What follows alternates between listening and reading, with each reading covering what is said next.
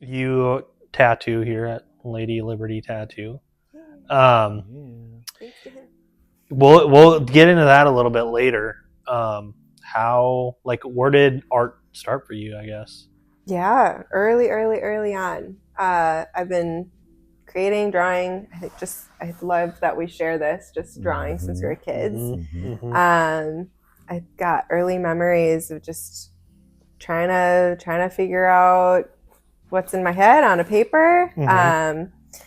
5 and 6, I know I've got drawings from then that my grandma saved and gave me, and those are super cool. I have one that makes me laugh. It's like stick figures, but they're kind of disassembled, and I'm like, why? I'm concerned for myself. I don't know.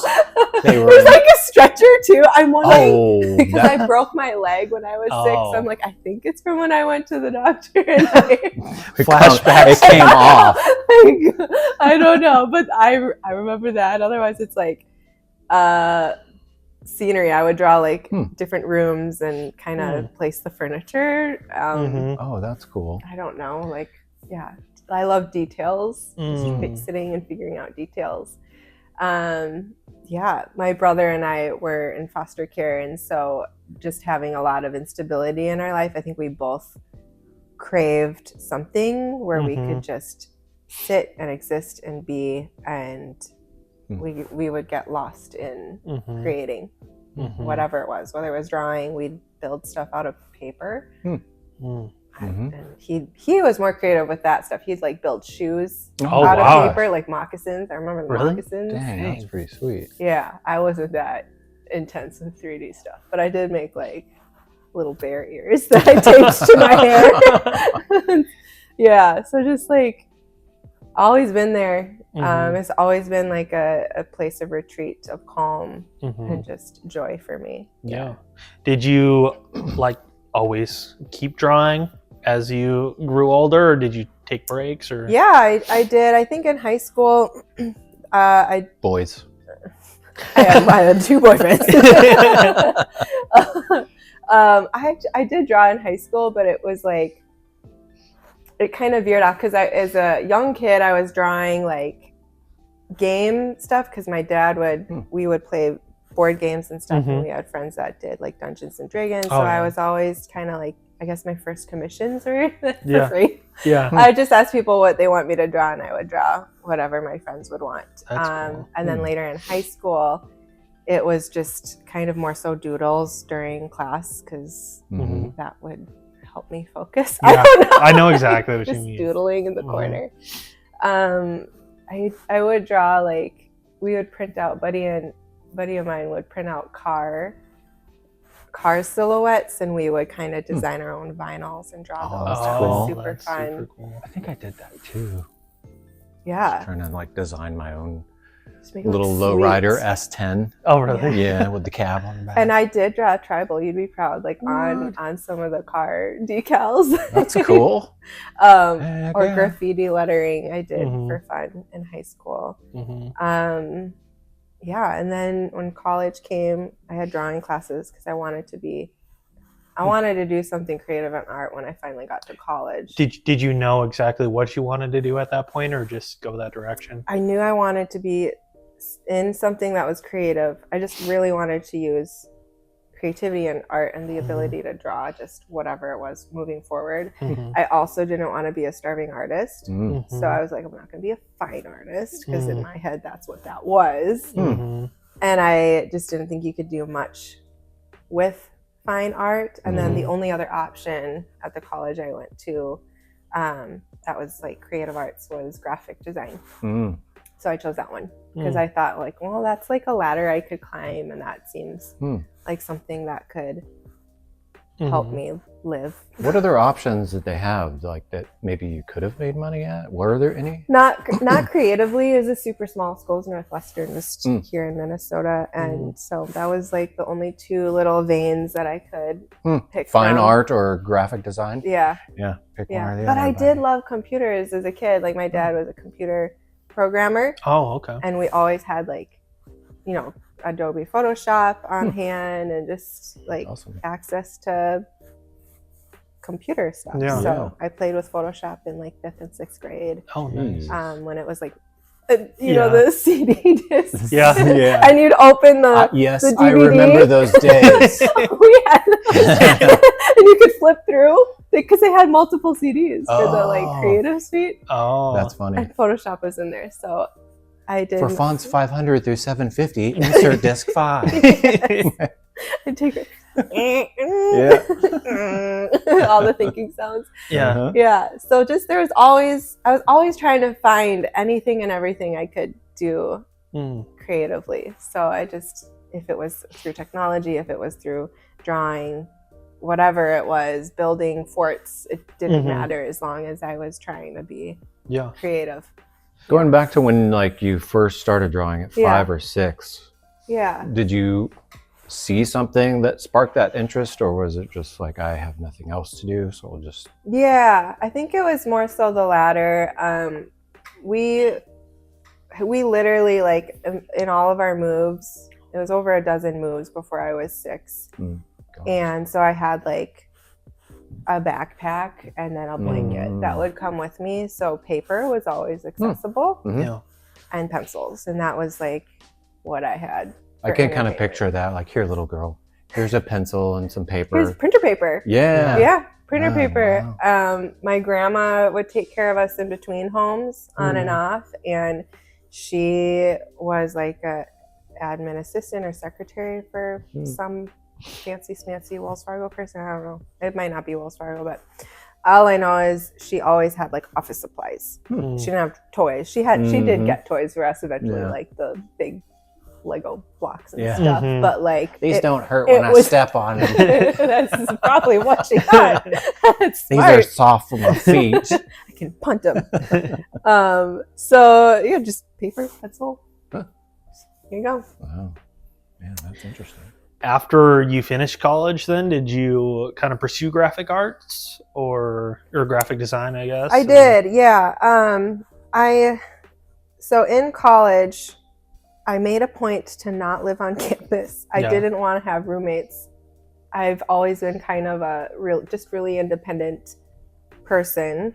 I did learn how to work with people in college because of assignments and you know all of that, but made sure I just wanted to be independent. So finishing graduation and leaving college, I really wanted to freelance. That was appealing to me because there was that level of independence.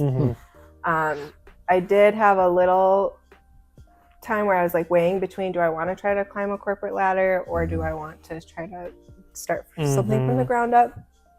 And that's kind of where I landed. So I started freelancing right after college, doing websites and logos and branding and really enjoyed it. But then I lost, I just missed like the tangible aspect of drawing on paper and creating with my hands because I was always on the computer working for clients. So yeah, after a time, I think it's after my dad had passed away, I just took some time off from the screen and started creating art and really diving headfirst into illustrating and lettering and kind of really loved microns. That's kind of about the time I picked up a micron. It was about 2016 and I started drawing with microns. So that's kind of how when I took art seriously, it was about that time, like, oh, I could actually sell my art and sell prints and not just do the graphic design work. So then until then, you knew that you had gone to school for graphic design, but was like your artistic abilities like on paper, was that not like a thing that you were super confident in yet? Or I was fairly confident but it was like, because that was always what carried my design work was like my illustrative abilities. Yeah, because you kind of have to start with like sketching and stuff, right? Yeah, like thumbnails and just kind of like, if you can't create anything with your hands, then what you're gonna make on the screen is probably gonna look like crap. Unless you want it to look really digital. Yeah. But I've just always loved taking that tactile element and bringing it into the digital. Mm-hmm. And kind of a lot of my processes for brand projects was going back and forth. Mm-hmm. And a lot of the logos I did always, they like had hand illustrated elements. Mm-hmm.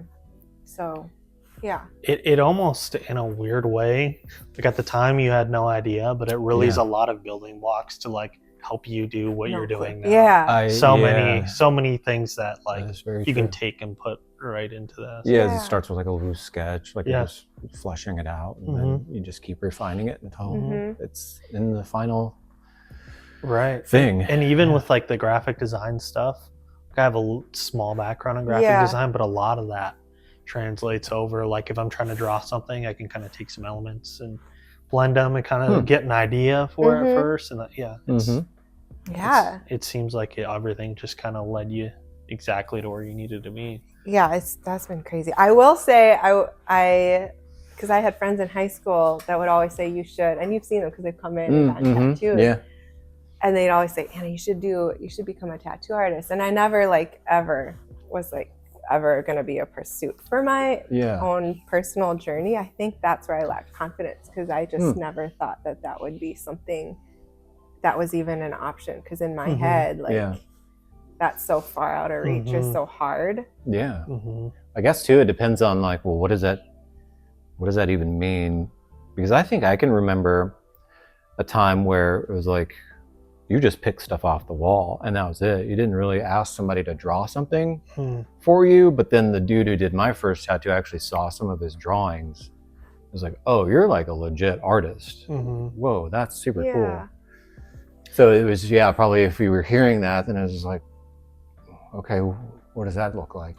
Was it a world at all that like intrigued you, or was it just didn't align? Yeah, I got my first tattoo right after my 18th birthday, and it's a massive dragon on my, like, I wanted that really badly. Yeah. I never thought that would be something I could do. Yeah. And I remember, my older, I think that was one of the questions that's on the lineup, but it was like my older brother, who's a couple of years older than me, he got a tattoo on his forearm, and I remember him coming home with that. He actually asked me to draw it, so he brought that to an artist, and they made it perfect and better, which I think is also why I thought I could never do it, because people would ask me to create illustrations or tattoos that they would bring to an artist, but it would always, they'd have to fix it. When would that have been? Like how high old? School. Oh, okay. Oh. Yeah, like all that's kind of cool. My friends who are 18, like some of them have come in, they've asked me to draw and they have them. They're just way better than what I gave them as a 17-year-old. Well, and you didn't know how to draw a tattoo at that time, so it's not even that it was better, it was just maybe more suitable for a tattoo. They knew, and I knew that, because I say, it's okay if they change it. I don't know, like, just take it. Like, this is not very good. just take it. I don't know. If they can make it happen, cool. That's cool. But my older brother came home and showed me like the cross that he got. It's like a Celtic knot cross here, and I'm like, that's really cool. I want one.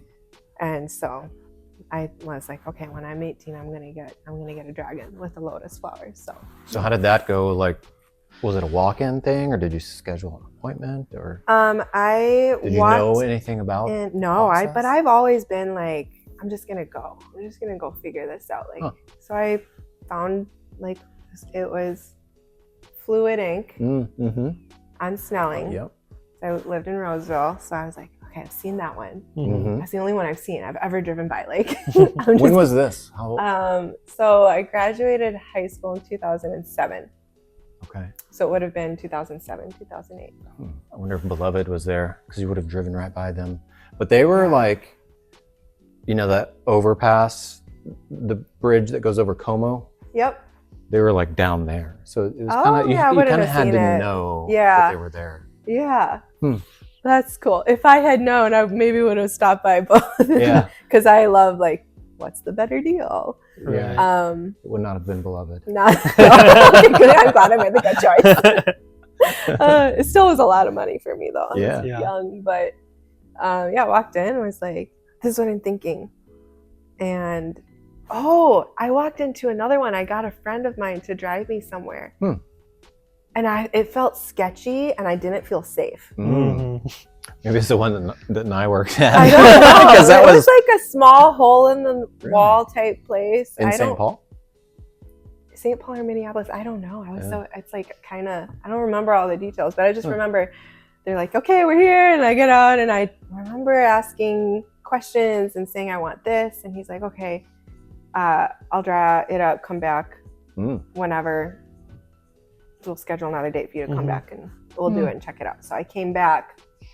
I did not like his drawing. Is this the hole in the wall? This is the random hole in the wall. Oh, whoa. And I was like, I don't like this. What do you say? I was like, is this big? And I told him, like, I want a big dragon. He's like, this is your first big. tattoo. Oh, okay. You shouldn't get a big one. I'm like, no, I want it big. Mm-hmm. You didn't listen to me. Mm-hmm. Like, let me at least try.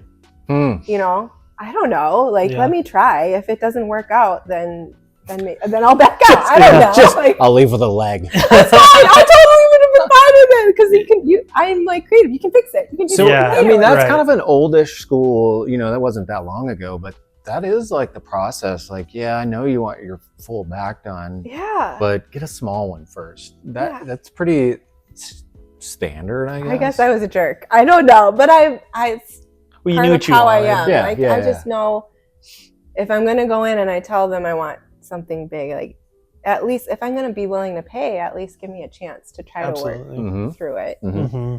And then I also was like, I think I could draw a better one than that, which also made me feel like I should go check somewhere else. So that's how I ended up at the other one. And I loved his drawing, and it was, you know, as big as I wanted. And then we scheduled like the appointment. So you did have a drawing that you took to the second guy?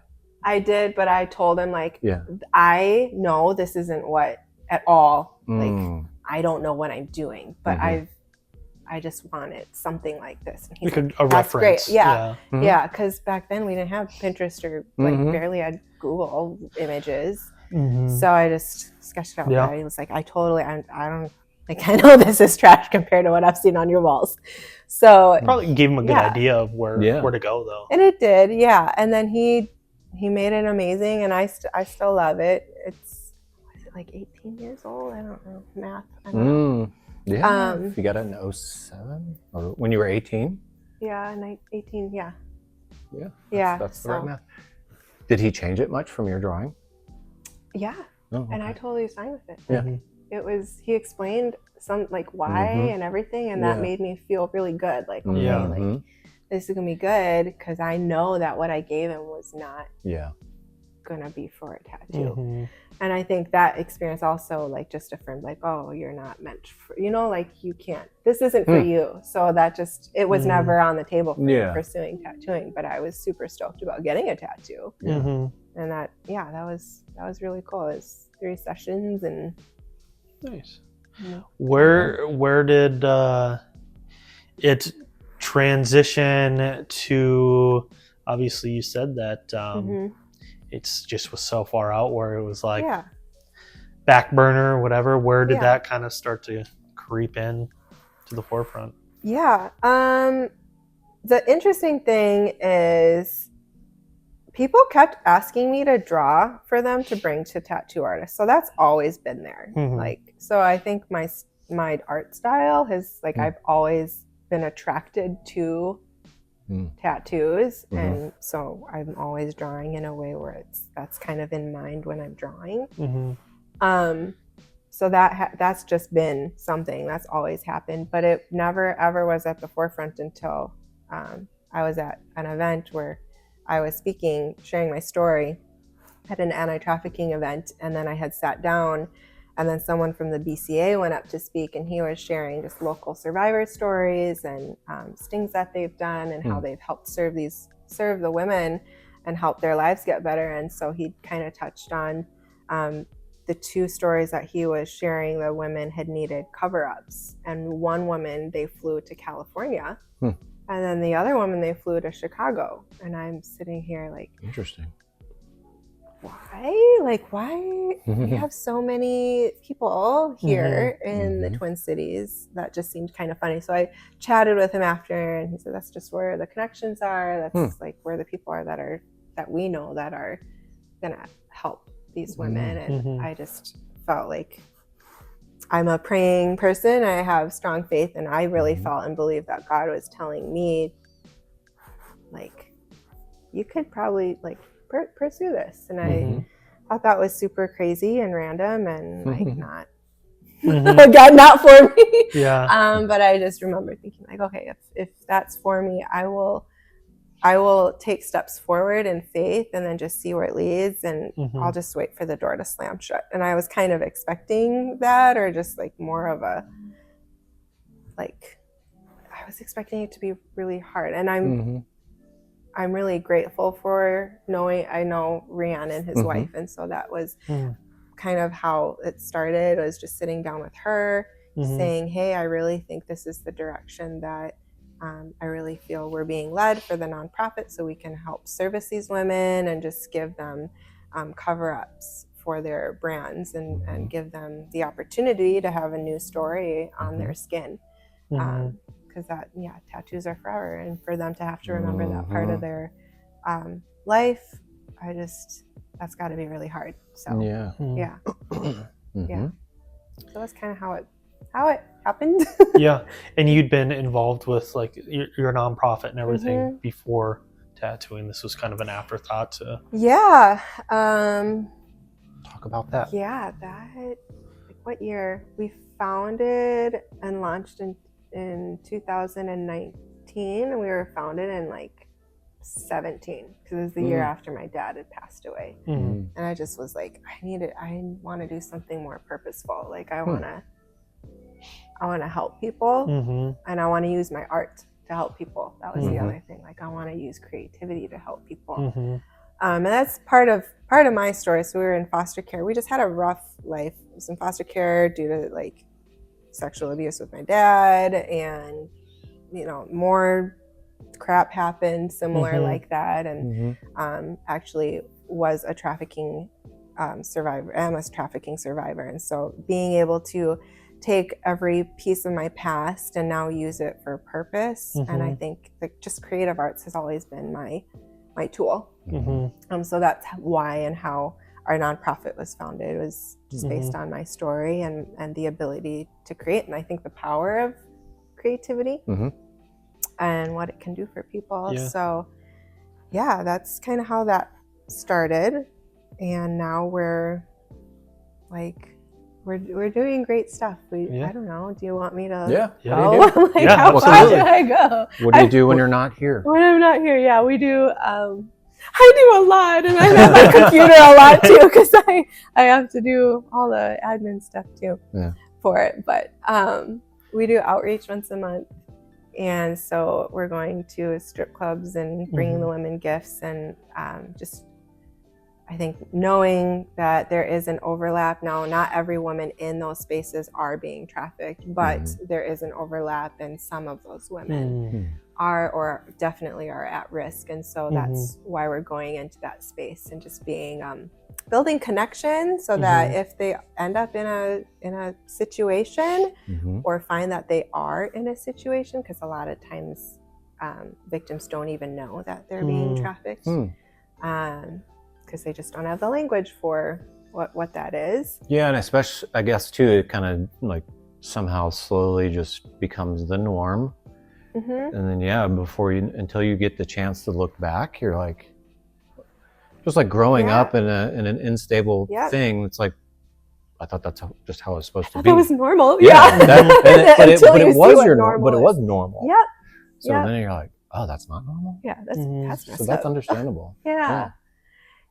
So, and that's been really fruitful, as we've had women, reach out and being able to connect them to what their needs are. And that's been great. And I think just knowing that we're letting them know they're seen, valued, and loved, in a place where maybe they don't feel that way is really, really meaningful. That's one aspect of our organization, one program. And then we do creative art workshops where we are using creative arts, usually watercolors as our supply, but just leading people through certain workshops, kind of bullet pointed guidelines, I guess, where they can process trauma in a safe place, heal from it, and just work through it using creative arts.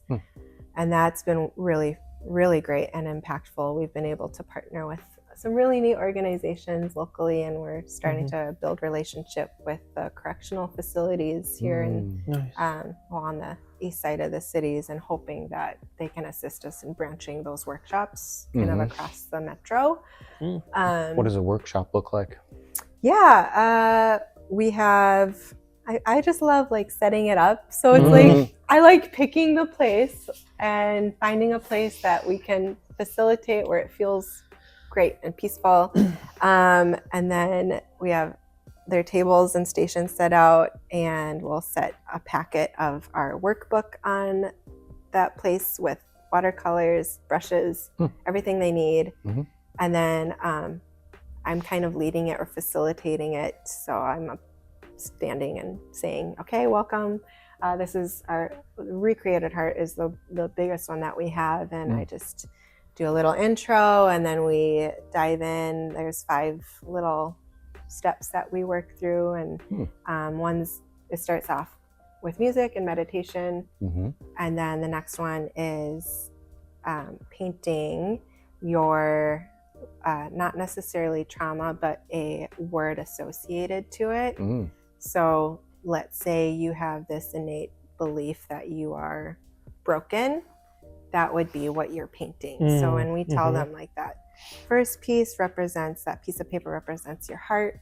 So what you're painting is like this belief that you've just kind of stored in here.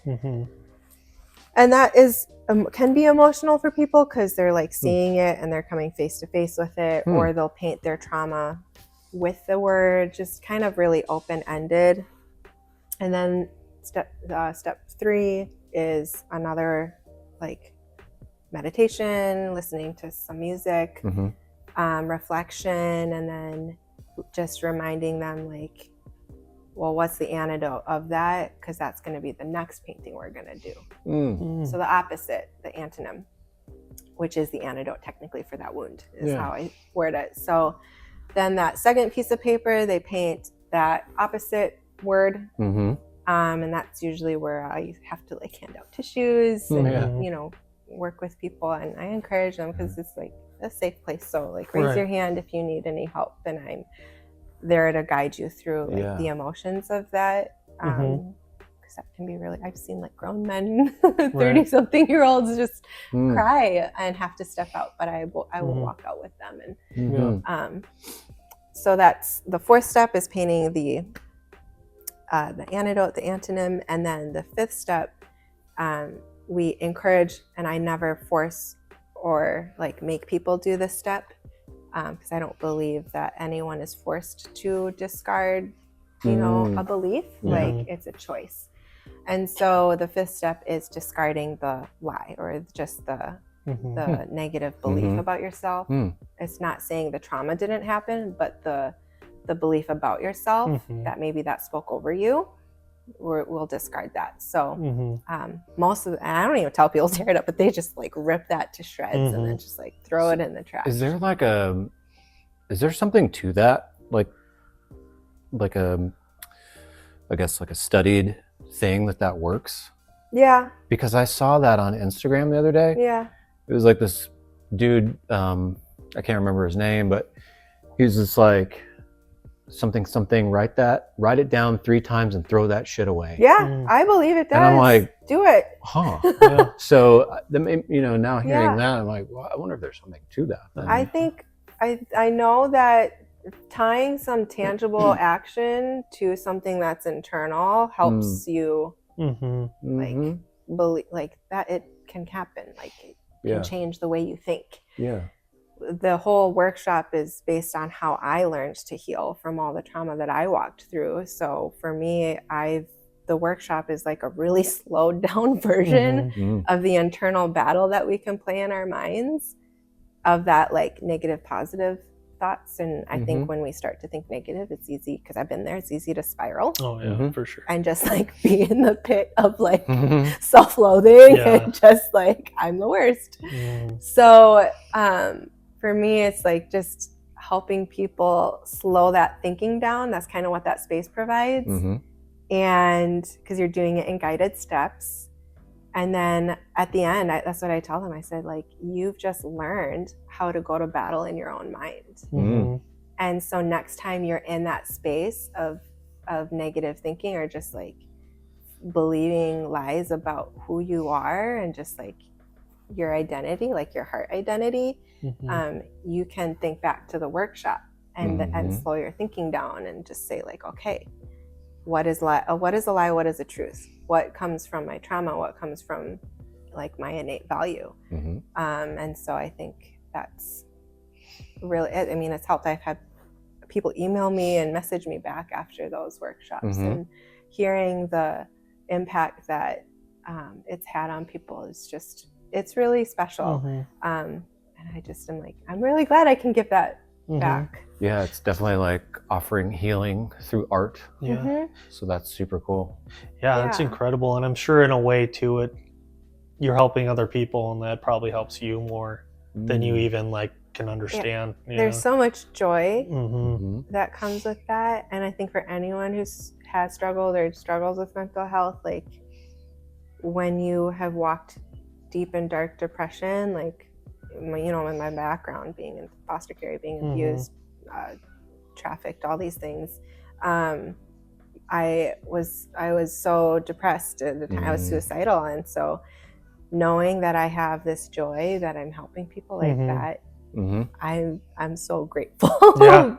And it's using a gift that you have kind of fostered since you were 5 years old, which is probably because you could be like, well, I'm book smart, so I can help people, but you're using something that you know comes from you, so that's even more special. And probably like more fun, I would say. And you're like, not only am I helping people, but kind of getting to use my gift as well. It's rewarding. But I find that even in this space too, because like sitting with clients and like hearing their stories and the meaning behind their tattoo, and just so I'm finding that same level of connection with people and that same joy of like purpose. That makes sense. Yeah, absolutely. And even our conversations with people can be so impactful. Like I've had some people even just say like, thank you for like, I'm like, oh, I'm gonna cry. I had a dude, this was years ago, he was an older guy, and I don't remember if I shared this on one of our podcasts already, but it was kind of awkward because I don't think I had started hearing like how important this stuff can be to people yet. But I was doing this tattoo, and he's like, you know what, it's gonna sound really weird, but it's just kind of nice to be touched. And at first I'm like, ugh. But I think he was like, you know, my wife and I, and he was older, or maybe he had lost his wife or something. But now knowing that like, that's one of the 7 things that our hearts need, like that we as people need, is physical touch. It was just like, dang, that's so simple.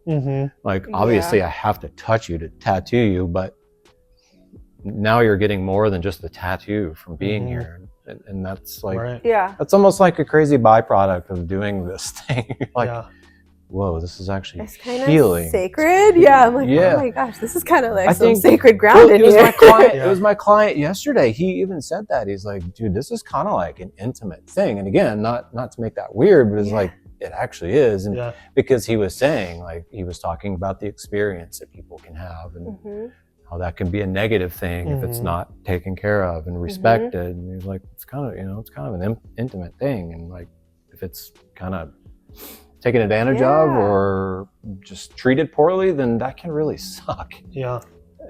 For a person. So I've had some people who've come and they want to come back because they had a negative experience at the first, wherever they first got tattooed. And so that really, like, that changed it for them. And they're like, I just want to be here because I feel respected and cared for, and it feels safe. Like, well, that's good. Yeah, that's great. And, you know, obviously we're just a tattoo shop, but I think I try to foster, like, let's just care for people, though, like at minimum, you know, if we can't tattoo them or whatever, if somebody comes in, they just don't even have socks. Right. I think we should just be like, let's take you to get some socks. Right. Yeah. We're just a tattoo shop. Yeah. I love that. So, pick back up at like where your work, your organization, your art, and then how that kind of started the tattoo journey for you. Yeah. Okay. So workshops and outreach and and then now hoping, like, because I'm learning to I'm trying my very best to do cover-ups. Yeah. And because that's my hope, is to get good at that so we can integrate that as a service to our nonprofit, is offering these cover-ups to women and building networks with local safe homes or just with the BCA and saying like, hey, we're here and I'm willing and available, so next time you don't have to fly somebody out upstate. So so that's kind of where I'm at now, and I mean, where you help me with that. So you and Rhiannon had known each other previously. So you'd expressed to her then that you just were interested in, did you know that like CM tattooed? I knew, but I was thinking more like they could help. I'm a tat guy. I think for me it was like, I was like, do you know anybody? Like, I was thinking I should mentor under a female too, just like with my own past stuff. That was kind of a difficult thing for, I just was like, I don't know if I could work with a male closely. And so she was like, well, I don't know it. Like, we don't know anybody, but I'll talk to CM. So, and then, So a couple things with that. Tell me what you thought an apprenticeship looked like. Obviously, like just working directly under anyone other than a female was kind of like off-putting, but was there anything like, oh, they'll probably have me clean I had the no clue. car, no clue, the stove, or I don't know. Yeah, I mean, I don't mind cleaning. They'll be mean to me. Yeah. Did you have any? I had no clue. I had no clue. It just is like, it's all new. It was new territory, and that's why I was like, I think this is a crazy idea. If this is a God idea, like, God, are you sure you know what you're doing? Like, I don't know. You know. Had you bought the tattoo equipment? Yes, because so this is a common thread. It's not anything to. So for me, I was like, okay, I need to make a statement to myself. I'm gonna just buy one on Amazon. So I did. I had zero plan to use it without guidance. Curious. What was your Amazon search? Tat gun or tat wand? I think it was like tattoo machine kits, and then just like, so at least because I wanted the proper whole language. I just want the whole thing. Yeah. Like, how this is a great deal for $150. And I was comparing like the packages, and reading reviews. I did care to read reviews. This one's pretty. This tattoo gun is sick. And I'm a sucker for good packaging. Those are holding it like ink, no gloves. So the pretty packaging one is the one that what is it? Dragon Hawk, I think. Yeah, Dragon Hawk. I did the same thing, so I don't feel bad. It's got like spot foil on the package. So as a designer, I like that. I got it shipped to me, opened the box, and I was like, I closed it. Like, this looks, I don't know what this stuff is. Did you do any? My husband, every night, you can do it. You should do one. No, I can't. I don't know. What if you die? What if you what if something goes wrong? What if we have to amputate? You're like, just anxiety over the whole thing. And so he convinced me eventually, because if he pokes me enough, I'm just like, okay. Oh my God, shut up. I'll do it. So between then and you getting the tat gat, did you do any like YouTube research? Nick and I looked at YouTube videos together. It looked easy. It stressed me out. I'm like, I need like in-person guidance. Like, okay. And I'm a visual learner, but I need to be able to just like sponge and ask questions or like, what are you doing? What are you thinking? Like, because you'll hear me say like, what's in your head? Yeah. What are you thinking? Right. Because I need to like try to take that I'm thinking and then like about what I'm put gonna it have for dinner. in here. Chipotle. You ate it all. So yeah, I did a little tiny cross, which he showed you when we were at your guys' house. Well, not only that, he showed me the video of it, and I'm like, pretty impressive. Actually. Yeah, like, except I'm apologizing though. Yeah, it was a freehand cross, like tiny, and it couldn't have been more perfect. Yeah, I still couldn't do one today like that, but yeah, it was like it was too deep. It was so funny because like just watching the video, I think you had the rag over here, and so you just like grabbed the rag and didn't even hold the rag in your hand or anything. Yeah, that was funny. So you got your Amazon kit, did a little tattoo, chatted my husband, and then was that at a point where you're like, I don't know how to do this, so I should get an I think that's soon after we chatted all together, and then we're like, all right, like this feels good. Yeah. And then we had to flesh out the details, like what does that look like? And all of that. So yeah. So then, like, I don't know, I guess I'm kind of curious, and I think maybe people watching too. Yes. You know, they probably everyone here or on every episode, it's been like, yep, started on my own, just bought my own stuff, and just or if you're not, like we just made one and I did listen to that. Use the guitar string. But it's like, well, what does an apprenticeship even look like? And so talk a little bit about like maybe your apprenticeship and what fears or excitements or expectations or like kind of break that down for people. So I had no clue what to expect, but I have like just in my own nature, like just how I am, like I will dive headfirst into a thing and then ask questions later. That's just kind of how I'm built. And so that was kind of how I approached it. I was like, I don't really know, but he'll lay it out. And then I'm just going to be like, yep, I can do this. Like, yep. If it gets hard, I'll try my best to ask for help, which I'm still trying my best to ask for help when needed. But yeah, I mean, from learning, I mean, looking back, I'm like learning how to just even hold the machine, like just awkwardly, like I remember like, how do I hold this? That was probably with the pen machine too. Yeah, because I started with that just one. Like, wow, what do you do? Yeah. What angle? But watching, I loved watching, like I really did. And I still love to watch. Like I'll still peek around and try to see what you're doing. And because that's like, I'm visual. So I think watching was a big part. But that was kind of part of what we talked about was like a good chunk of this is going to be watching. Yep. And then setting things up. And that was really good. Like I just was so grateful for those parts to play because if I skipped any of that, I wouldn't, like you don't get to the next thing unless you do the first thing. Yeah. So I really appreciated having things laid out so that I could see what was expected of me and needed of me so that I could just fulfill it. Yeah. Yeah. And then trying to think like watching, learning the tribal tracing. Yeah. Tracing paper. What were some of those lessons that you had to do? Tracing old school tribal with the just tracing paper, and he sent me home with a big stack, and I'm like, this is gonna be fun for me. I'm not gonna lie, like I kind of like this. Yeah.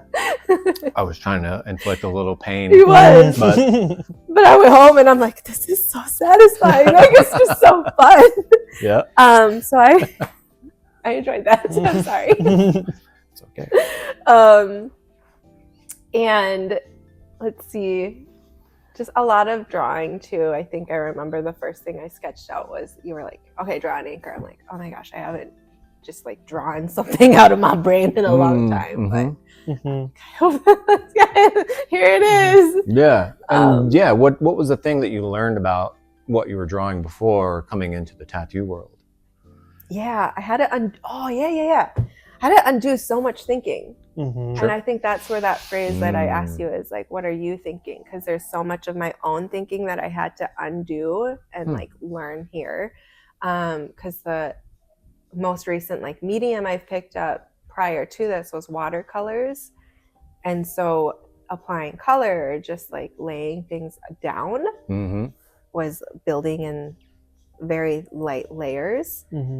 And then I lined that. So even here it's like, okay, like I learned lining and then I, you know, progression, like lining, shading, color. And then even like in design world, I did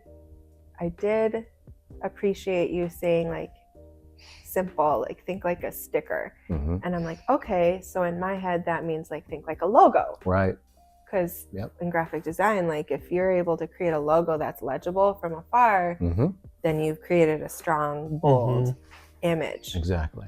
And so a lot of the apprenticeship from what I was learning was trying to find tie-ins to like what you were explaining, and then how can I connect that to what I know and apply that, or how can I take what you're teaching me and then correct what I think I know and just completely try to demolish that thoughts.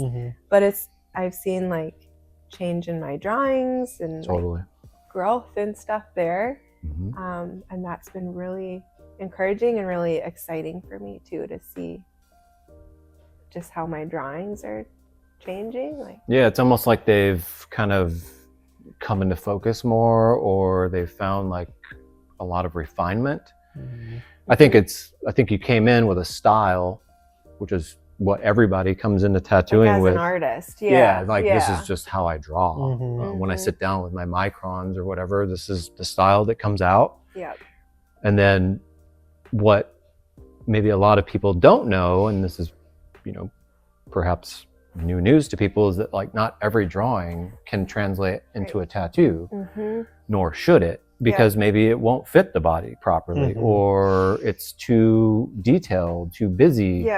And so things need to be omitted and cleaned up and maybe spread out and reshaped, redo the composition just so that it fits well. And so, when you're talking about, I drew a lot of tattoos for friends, like, I'm like, curious, like, what is that? Wonder what changed to maybe, but then also there's some tattooers who are just like, they're not going to do any of that stuff. They're just going to make $100 and send you on your way. They just did it. I think the sad thing too is some of them I would see and I'm like, that doesn't look, like it was sad. Like it doesn't look at all, but in a sad way. Like I wish I could have helped you with that better. Sure. I don't know. Like interesting. It didn't look very great. So I'm like, where did you go?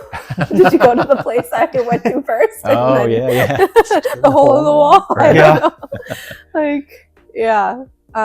But that's been really a fun adventure for me, is like reshaping, relearning. I feel like it's art level 2.0. Like it's just next level. Like I could draw and do art, but it has to be a certain way so it can heal well and live well and have longevity tied to it for tattooing. So, well, and the interesting thing that you still have to experience and look forward to is like, what do all the tattoos that you've been doing over the last year, what do they look like in 5 years and then 10 years? And some you're going to see and you're going to go, that's it. Some you're going to see and you're going to be like, oh my gosh, that is like, you're gonna be like pleasantly surprised. Maybe at least I am sometimes. Like, oh my gosh, that's awesome. Like, I'm glad that that's still there. Right. But that's just a self-esteem thing though too. So what was one of the hardest things for you to learn as far as when it comes to tattooing? I think the confidence thing, like just drawing something and then showing it to someone and be like, hey, do you want this on you? I don't know, that was a thing. I think when people, like when I started on skin with the flash and then them walking out the door, I remember being like, is this happening? Like, what the heck? But I think too, like there was a weight to that. Like, this is like serious. Like they're leaving. right now with like artwork on them. So I think that was a lot of my like processing. Sure. Like, this isn't a small deal. This is a big deal. Yeah. And just trying to, I guess, to soak that in and take it seriously for every day that is ahead of me. Just with my background, like touching males, I was like mortified. I still am like, okay, like have to like, I'm okay. But that was a really big hurdle for me. Just even having the first couple male clients come in, I'm like, oh my gosh, I have to touch them. Yeah. And that was just with all the trauma that I've had in my past, like that was really scary. Yes, I think that came up. I didn't even think about it. Right. And I for sure didn't. And, you know, I know that Rhiannon probably. She probably was like, I saw all this coming. I don't know, maybe. But yeah, I was just like, oh yeah, I guess that's a big bridge that you have to cross still. So what do you do? And then, yeah, but, you know, also like understanding that and like, okay, let's just work it out and like figure out how to do that and however it needs to be set up. And this is the times where you can do that, and we won't do this yet until you're more comfortable. This is almost again like one of those things where like unintentionally it can be healing in a way. You know? Yeah. I've had some emotional moments with that. I'm like, oh, like I'm healing. Like this is good. Like being able to do this is a big deal for me. And I hope that encourages, like when I am sitting down with women and doing a cover up with them, like I hope that even just my being here and my story alone helps encourage them, or just anyone who's been through hard stuff. I think just knowing that there's another person that can go through it, and you don't have to let your fears consume you or overtake you. And you know, you can do the hard things if you're got the right people in your corner supporting I you. think that's really like a big thing that I wish, I don't know, it's just kind of coming to me now, especially in this conversation. It's just like looking at that and looking at all the times where I've had super deep conversations with clients where it's just like, dude, this is life stuff that we're talking about now. We're tattooing. That's it, which is great. But, and I think that just that there's that whole part of tattooing that can come with it if you're probably the right person that isn't an asshole, but you do care about people. But it's like, that's a big responsibility. I don't know that many people come into this. You kind of did, I think, but which I've worked with people just like in that, I don't know, in deep conversation spaces, maybe with the workshop. Sure. I don't know. Yeah, but I think most people when they come into tattooing, it's just like, oh, I just want to make a bunch of money. It's like, do you know what you're asking for? Right. Do you know what you're asking for? Because this is a you know, aside from just like the basics of like, listen, we're working on the biggest human. Oh my gosh, the largest organ of the human body. Like, like that should be heavy and enough for people. But then, like sometimes you're gonna maybe have to carry a person's weight a little bit, just because they're gonna dump the stuff on you, and you gotta care about people enough to like listen and maybe relate and you know, have empathy with them and stuff. So I think that's cool. Like, you know, I can't even count as how many people have asked for apprenticeships just since we've opened in 8 years. 20 at least. Wow. And so the thing that I've learned is to ask, well, what's your why? Why do you want to do it? And the most common answer is like, well, it's just something I've always wanted to do. Well, that's cool, but I'm sure you've always wanted a red fast car too. Like, what does that even mean? No, that's a midlife crisis. That came last year.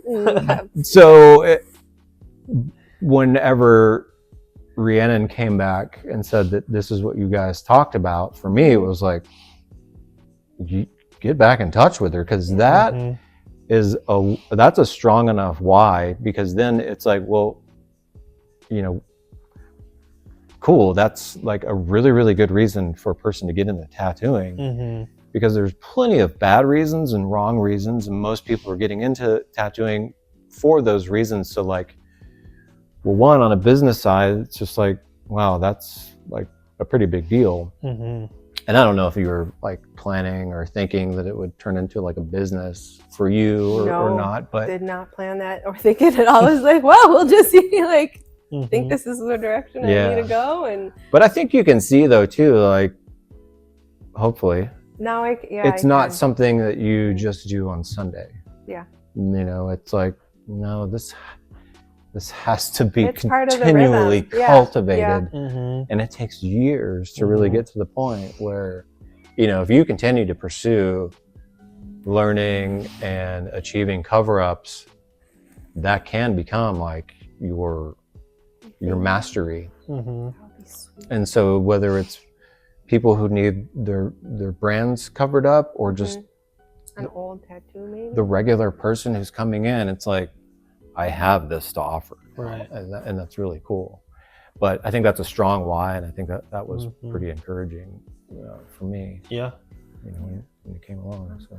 I'm very pleased. Like, this has been always is like the best surprise that my life, like, I didn't know I needed or wanted. Like, I love it. Do you remember then? I'm sure you do. Doing your first tattoo on myself, or the one on Nick, or which, I don't know. I should say one doesn't count. Maybe the one that counts the most. That counts the most. Like, because it's probably different whenever it's like, yeah, you tattooed Nick, you tattooed yourself a bunch, I tattooed myself a bunch, but it's like the one I did on myself, my ankle, I remember, like in a shop setting, under supervision. It's a whole different game. I recall, even besides, like, that's a whole nother element, just like the first time that I tattooed somebody else, and it was so anxiety filling, because I was like, any and everything that I do right now, this person's gonna have on them for the rest of their lives. And they're watching and too. I have no idea what I'm doing. Which is a good respect. That's a healthy, I think that's a good, healthy fear. Yeah. It's like, you're a little terrified of this, and that is a good thing. Yeah, like that's healthy. So that one, so not myself, would be the little bee I did on my friend from high school, and she was like, "I've been waiting for you to do this." I'm like, "What?" Like, I don't know how this is gonna go. Yeah, I did the one on my ankle, and that was hard, because I had to put my foot like up here, and I'm like upside down. We have pictures of it. It's like, oh, that was. Don't hold the machine like that. It's upside, like it'll go, the ankle go back. I'm like, okay. Oh yeah, that's right. So I knew it would be better than that, because that was like, I had to contortion myself. But yeah, I was nervous. I mean, thankfully for me, it was somebody I knew, and she was very reassuring. Like, it's not like she's had lots of tattoos. Awesome. She's like, it's okay. Yeah. Okay. Like, she knows. Yeah. She could probably feel like, I'm sweating. Can you smell me? I don't know. Yeah. A little bee on her knee by a flower, I think, is what I did. And I got to do that bee, I think it was like four or 5 times. So what was our process doing that? Like, okay, you tattooed yourself. That's the rite of passage. Yep. And now we let you loose on the public. What is, again, just kind of when people don't know what that looks like on this end of things, what did we do? How did we do that? I drew 50 drawings. Yep. Little flash. Those are fun. Some of them were challenging though. I think the first set was like, I always describe this weird, the alphabet. Oh yeah. Tying a letter to each or an image to each letter of the alphabet. That's right. I forgot we did that. So that was 26. That's so many letters. Yeah. 20 something. I think so. It's mine. What did you do for Z? It's a fruit. Is it? I would have done a xylophone. It was like an Asian fruit. Yeah. What is it called? Or a zebra. Yeah. I would have done a zebra. Easy. Just a bunch of black. Yeah. No, the yuzu. That's the fruit. That was why. Oh. I think I didn't do a zebra, because I remember I did flashcards. I was like, I did the zebra for the flashcards. I don't want to do it again.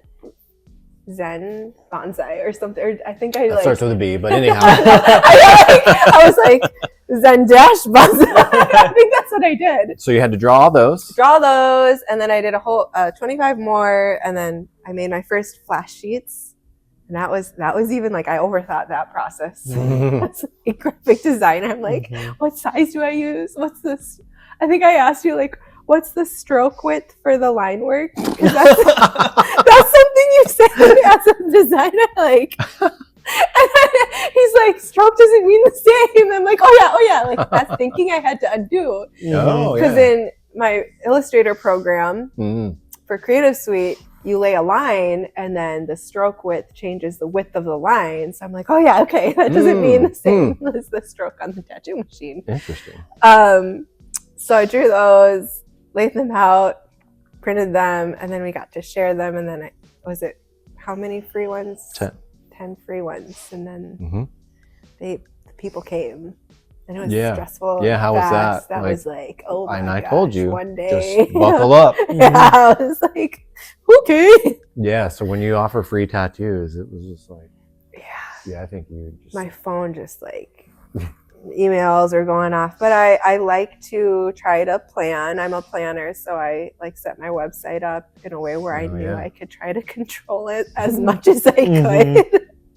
And crowd control. It worked. And I still use the same system that I laid down for that on my website. So and just I think each person just, I hope you know this is free for a reason. I don't know what I'm doing really. Like I kind of do. And a lot of those people were collectors, so they knew. Like, just like, and that's why I was just like your one friend. I'm like, and they were also encouraging too. I think that was the other part of the scary was like I didn't know what to expect with the interactions either. Like, are they cool with this?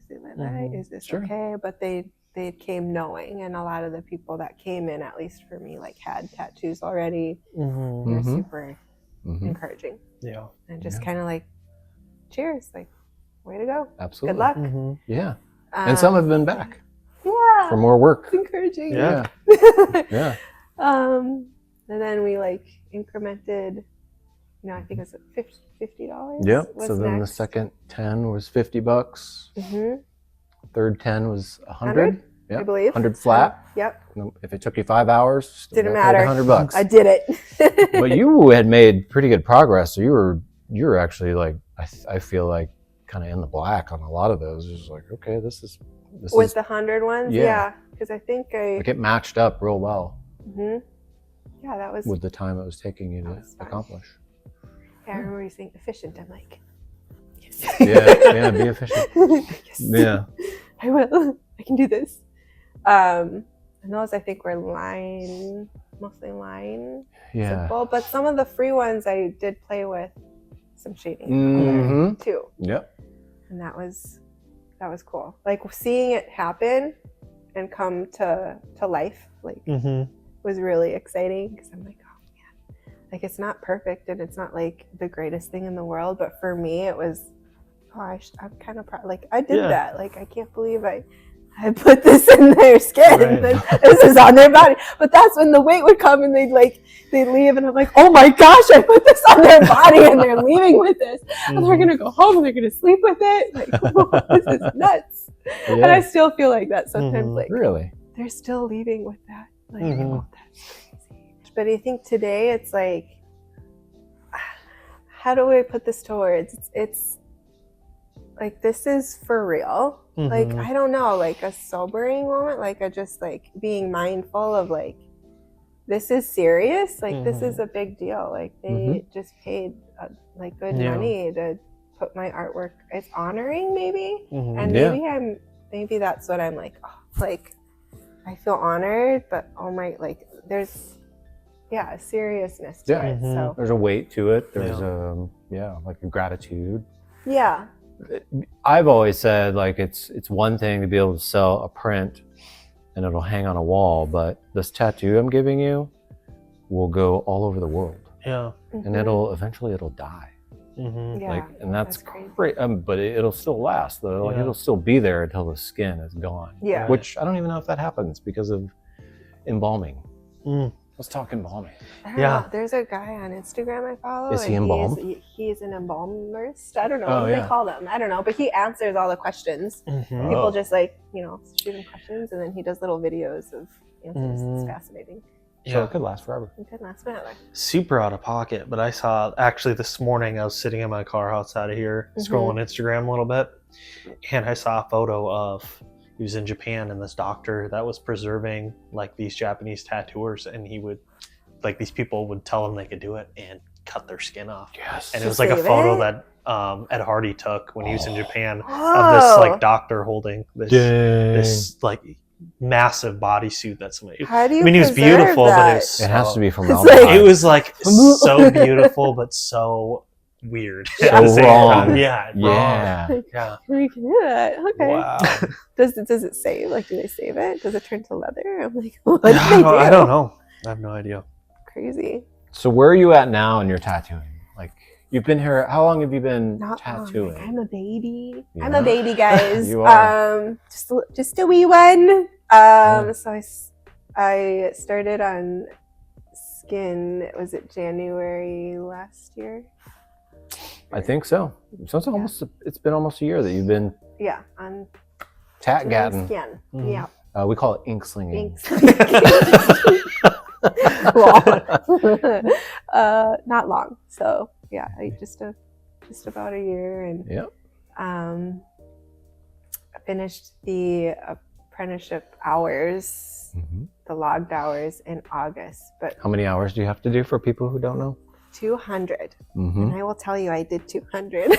So before it used to be 100 hours, Mm. and that you could watch DVDs, and Oh, it would, really? or you could watch a person tattoo, and that would Cut that. I just watched. and that would count. And then when they quadrupled our fees, yeah, and then that was also a change. But I think that's a good change. Like 200 hours, but That went by fast, though. I know. I was gonna say some I feel like people, we need to do but- more. but when you can commit, when you can be here frequently, I can't Mhm. imagine somebody who can only do it on like a Saturday or Yeah. So it might take you a little bit, but Mhm. we can figure it out. But it Right. might not, because maybe, that's really gonna be when like the rubber hits the road. It's like, okay, either Mhm. this is gonna take you a while, or you're gonna tattoo Saturday and Sunday. Mhm. Which means that's when I have to work. So it is such a blessing when it's like, okay, God, you're done. I can Yeah. just leave you here. Yeah.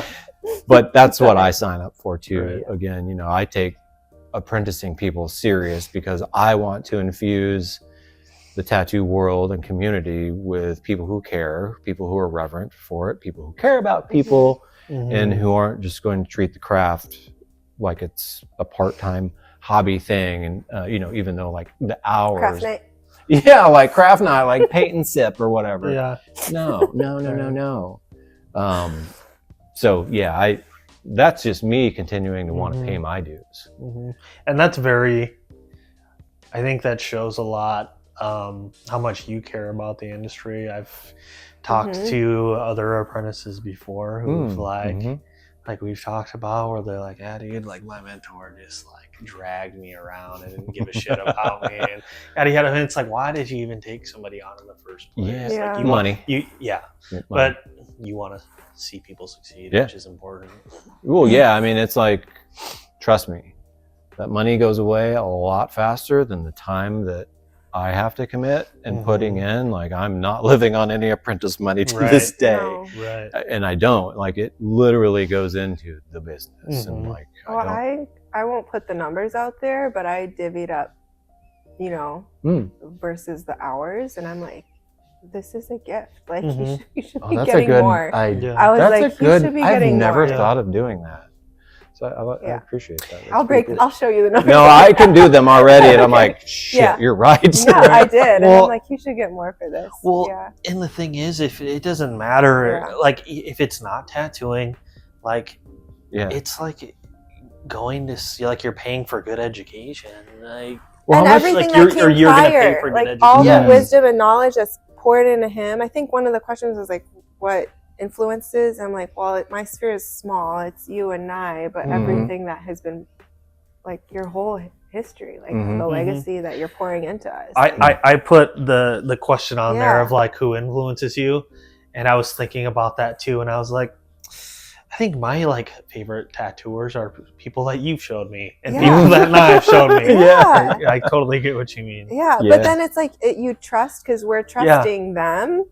So we trust that what they're sharing is what we should be looking at and receiving, right? I guess I never thought of that either. To me, that comes like naturally, like, oh my God, you have to follow Tom Strom, because if you don't, one, you just need to know the name, or you're going to be an embarrassment to this community. Two, are you kidding me? Like, look at what he does, and if you can even remotely figure out anything he does, you'll be 10 steps ahead of all of us. But then it's just like, kind of like, well, yeah, because I don't have to do that, and I could just keep you into like this vacuum, but that would do nobody any good. And it's just like, look at these incredible people who a lot of really, really, really good tattooers are inspired by. Like, let's plug you into those people, because the goal is that you become those really, really, really good tattooers who 15 years from now, you're like, you ever heard Tom Strom? Hopefully he's still tattooing them, but I'll be like, you know what, actually, yes. And I followed him on Instagram and I like his stuff because it's really cool. Awesome. What do you say? I mean, what is your like favorite thing about tattooing? Obviously, you come here, you get to chat, you get to do tattoos, you get to do your art, but like, what makes you want to do this for as long as you can? You know, I mean, creating like with purpose. That's just always been something. Everything I touch, I want to create with purpose, and I think our nonprofit is creating with purpose, you know. But then here, I'm like, I'm not just doing it in nonprofit stuff. It's now infused into my everyday life, and that, I think that's like what I mean by surprise, like the thing I didn't know I needed or wanted. Like, I get to draw all the time. I get, and that's like a sharpening of your mind. Like, you have to be able to problem solve and figure things out. And I love that. So the fact that I'm drawing, like I've told my husband over years, I wish I could draw more. Like, but I always felt like I needed to have a purpose to draw, and I just couldn't find what it was. Sure, I get that. Or like, nobody's commissioning me, so I'm, you know, like, I don't really have to do the thing. I wouldn't. I had got up commissions, but there wasn't like a big. I don't know, like. Sure, I can draw a picture of like your home or your dog, but I would love to put that on a person, but it's like, it seems so much more meaningful now. Like, I don't know, like everybody, like maybe it's because people, and I'm thinking out loud, maybe it's because like when people want a tattoo, they know this is something they really thought about and considered, and they really want, and whereas our walls are less, in our home, are less important than our bodies. Yeah, I think that's a good way to look at it, for sure. So I love that I get to draw, and I am very social. So just like you, just talking with people, being with people, and I'm a mom, so having like a space that I can come to where I'm not being needed is, I guess, in some aspect, I don't know, like I don't know.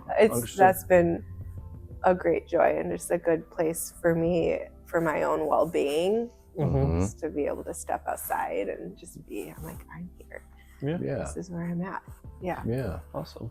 That's good. And what's the best way for somebody to get a hold of you for if they want to inquire about tattoos or commissions or prints or whatever? Or your organization. Or your organization. Yes. Yeah, we'll put that information up for sure. So our nonprofit is called Remade, and we're under remadeformore.org. And you can check the website out. It's got all the information on, like, we have more than those 2 programs I talked about. So if you want to look into more, you can. And then my website, annafriendt.com, you can look at my work there, and you can request a booking, or you can just do the contact form to email me. So Awesome. websites, it's easy and simple. Yeah. Keeps it clean. Awesome. Yeah. You have anything else you'd like to add? Do you have anything that you want to say or talk about? I think I just am like, for people listening and hearing kind of how I ended up in here, I want to just really reiterate, like, I know that my being in the tattoo world now is like, there's so much gratitude, like, that I can't even express in words of how grateful I am for this opportunity, because I know now that so many people have fought like tooth and nail, and I know how, just your journey and how you, even listening to Nye's podcast, like this was really tough. And so I think just like knowing that the connection that was built through Rhiannon is like, there's so much deep gratitude there, and I see and understand and appreciate that, because I now know and am aware of like how difficult this can be, and just how much work it is, which I'm willing to put in, but yeah. Well, I think from a client's perspective, that's the type of person they should be looking for, because again, there's so many people who get into tattooing for the wrong reasons, and I guess that's the other point of the podcast is like, if we could reach people who never thought just by watching a tattoo podcast that there's like, oh, I know somebody that I should put in contact with you because of this, that's huge. But it's also just to say, hey, there are genuinely people who care. And with that, you're going to get the best tattoo that they could possibly do. And that's worth a lot. And if I could have it my way, I'd burn down every other shop that didn't think that way. And the 15 in the whole state that think this way would remain standing. And then we'd all be really busy and everybody would get a kick-ass tattoo. Yeah, I think everybody No, I was just going to say the $1,200 sandwich. I think everybody in 2025 should stop getting treated like shit and stop getting shitty tattoos. Yeah, if that's your new, there's slogan your new right there. resolution. Put it on a t-shirt. You're going to go get treated like shit by this guy and then get a shitty tattoo. Yeah. Go ahead. Or even if you get a good tattoo and then you're treated like shit, that sucks that's too. Equally as bad. Absolutely. But yeah, I mean, so we have people who care here. And I think, just by, knowing how busy Nye is, and again, like kind of going back to that one, just, he's a very liked person because he's respectful and his why is good. Like he cares about people. Obviously you're here because you were caring about people already, and now then this just kind of was like, oh, that makes a lot of sense. Deeper, so more. That's incredible. Yeah. I'm happy to be here. We're happy to have you. And I'm grateful that you teach me and show, like, always learning. And as long as you're around, I want to keep picking your brain. Well, if I'm never, ever not around, you follow a bunch of people on Instagram. We don't have to talk about that. It's fine. Awesome.